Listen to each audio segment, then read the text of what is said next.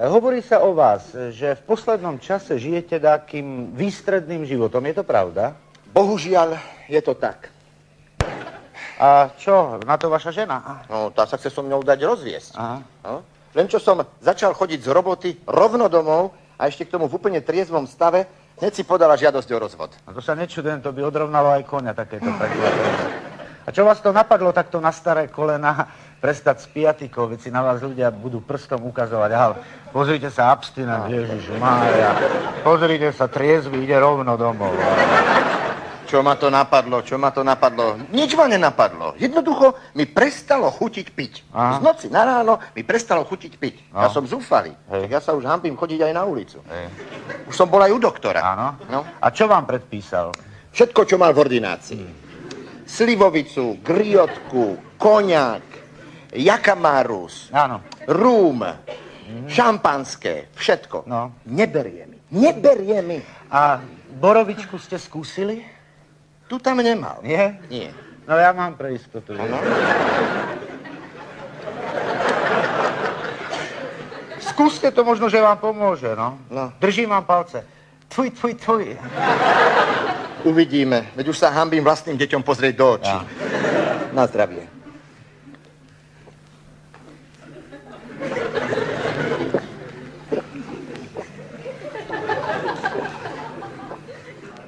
No? Nič, neberie.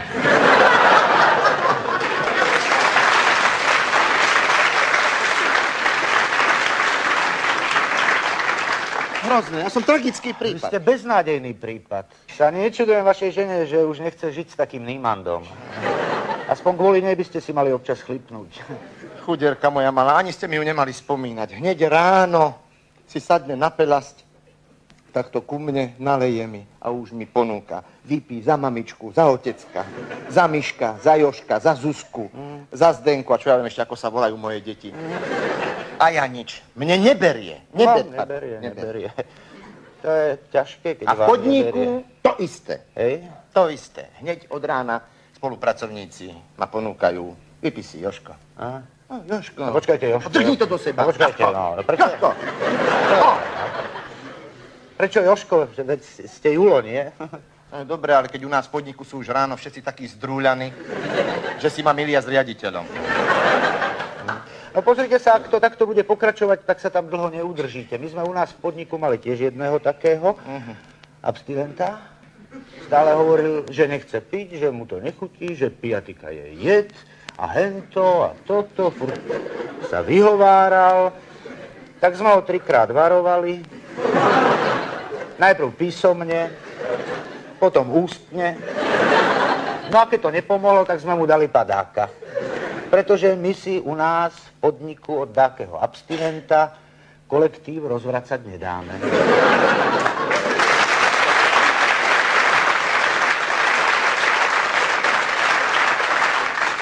Presne takto sa všetci pripojili aj na schôdzi, keď som to hovoril.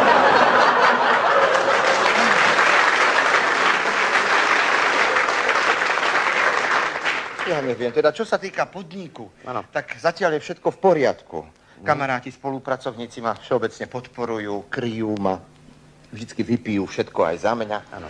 Ale doma, ja mám doma peklo. Prečo? No kým som pil, tak som celú zálohu, ako aj celú výplatu, vždy do haliera prepil. No, ako sa patrí. Takže my sme doma u nás nikdy nemali finančné problémy.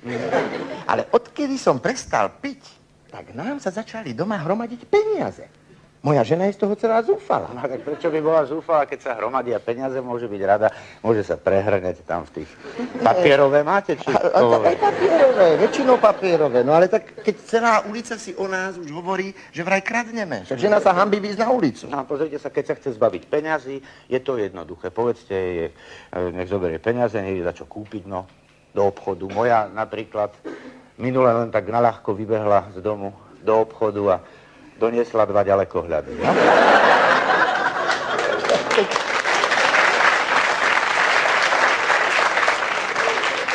Keď tá moja nie je taká vynaliezavá. Ju by to nenapadlo. Nie, mne by pomohlo len, keby mi zabralo, keby mi zachutilo. Počúvajte, a skúsili ste ísť na to protiabstinentské liečenie? Tam sa ja hanbím. Hej? Oni vraj posielajú písomné hlásenie do miesta bydliska na Národný To je výbor. pravda, áno. Poznáte to. Ten a ten, narodený vtedy a vtedy, toho a toho dňa prestal piť, podpis, pečiatka. Oni vraj do podniku posielajú aj indigo. Nie. Nebojte sa, indigo neposielajú. Nie. Len kópiu. Indigo zostáva na Národnom výbore.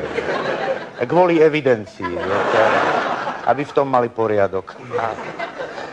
No ale keď už o tom tak rozprávame, keby sa stalo niečo podobného vám, vy by ste šli na to protiabstinentské liečenie? No pozrite sa, ja môžem hovoriť len teoreticky.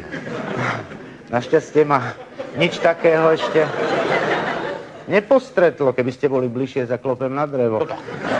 Ale keby sa mi stalo to nešťastie, že by mi prestalo chutiť, tak ja pôjdem, no, platím si nemocenskú, nech ma liečia, ne? No. A koľko tam toho treba takto popiť? Už norma je tvrdá.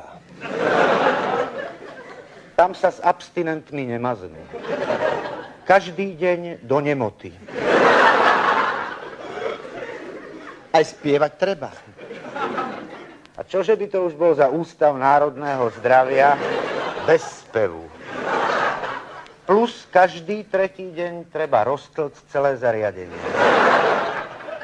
Ja by som sa aj išiel liečiť, ale keď mne nechutí. Pozrite sa, to nie je kumšt piť, keď vám chutí. Ale keď nechutí, vtedy treba prekonať ten odpor, viete? Na to treba charakter, pevnú vôľu. To je pravda, ja som hlupák.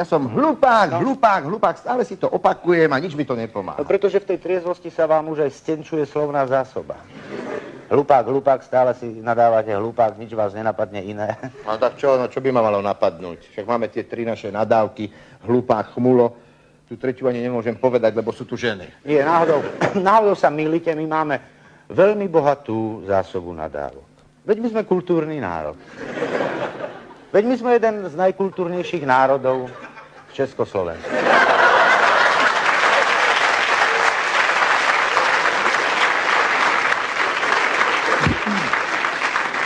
To by ste neverili, koľko nadávok som zozbieral medzi ľuďmi. Ja mám tu taký drobný zoznam a to nie sú také cudzie slová, ako idiot, imbecil alebo dentista. To sú naše srdečné. Počúvajte. Papľuch, krepáň, čaptoš, pľundriak, budzogáň, ogrgeň, kikimor. Kikimor je pekný.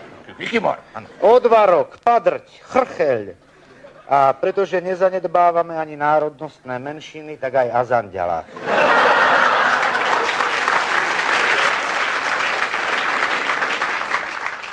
Ale tých je azanďalák. No. Ale tie sa dajú použiť len u nás, na Slovensku. A čo keď ma osud zaveje do Anglicka? No? Ako sa povie pľundriak? Po anglicky? No. He pľundriak? Alebo plundration? Alebo plundimundi brown? Ako? Veď vravím, na čo chodiť do Anglicka, zostaňme pekne doma. Dobre si vypijeme. A ešte si aj zaspievame. A ktorú je, pán veľkomožný? Ktorú? Už tú našu. 3, 4. U nás v obci všetci pijú iba ďuronie. Každému to vrta v hlave, čo mu asi je. Veď je taký ako my, zdravý, mocný, lakomý. Prečo sa len od nás takto dištancuje? Stále sme ho navrávali, aby začal piť. Hop, lenže ďuro, ten si od nás nedal poradiť. Hej, tak sme mu na oplátku pichli vidli do zadku. Odtedy je u nás v obci všetko v poriadku.